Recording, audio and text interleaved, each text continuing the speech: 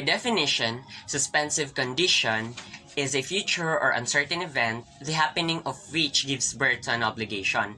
Thus, in an obligation subject to a suspensive condition, when the condition happens, the obligation arises and the effectivity of the obligation retroacts to the time the obligation was constituted. When the condition does not happen, the obligation is considered not to have existed at all.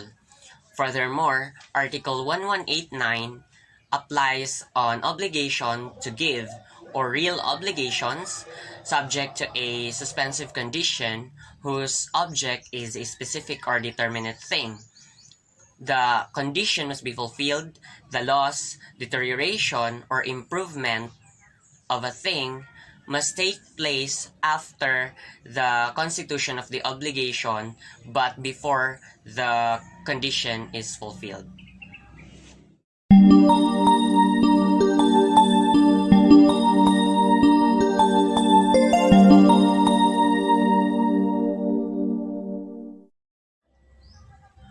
Article 1182 states that when the fulfillment of the condition depends upon the sole will of the debtor, the conditional obligation shall be void. If it depends upon chance or upon the will of the third person, the obligation shall take effect in conformity with the provisions of this code. So it is constituted with three different kinds of conditions, namely potestative, casual, and mixed. Potestative condition are ones which depends upon the will of one of the contracting parties.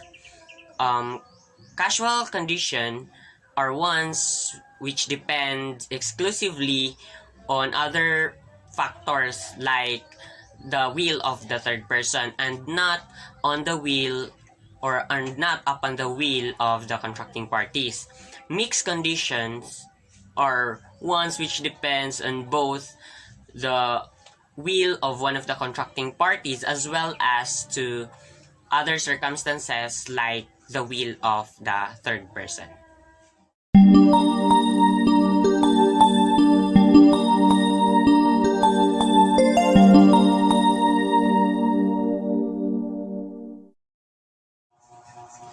Article 1180 states that when the debtor binds himself to pay when his means permit him to do so, the obligation shall be deemed to be one with a period, subject to provisions of Article 1197. It specifically discusses that when the debtor binds himself to pay when his means permit him to do so, the obligation shall be deemed one with a period. So, furthermore, stated in the second sentence of Article 1197 that the court shall also fix the duration of the period when it depends upon the will of the debtor.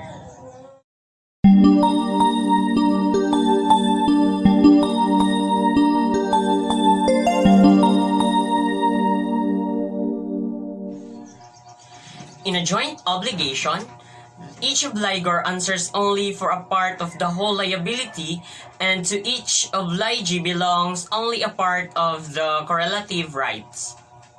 Moreover, Article 1208 provides that an obligation where there are two or more debtors or two or more creditors that does not fall under the exceptions of Article 1207, which would make it solidary, shall be presumed to be joint.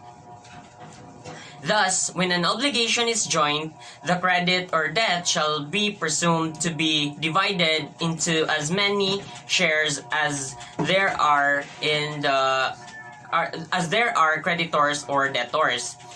The credits and debts shall be considered distinct from one another, subject to the rules of court governing the multiplicity of suits. This means that although ordinarily the creditor may sue one of the debtors to the latter share in the obligation, it would be better to sue all necessary parties at the same time. This would ensure a speedy and less costly proceeding.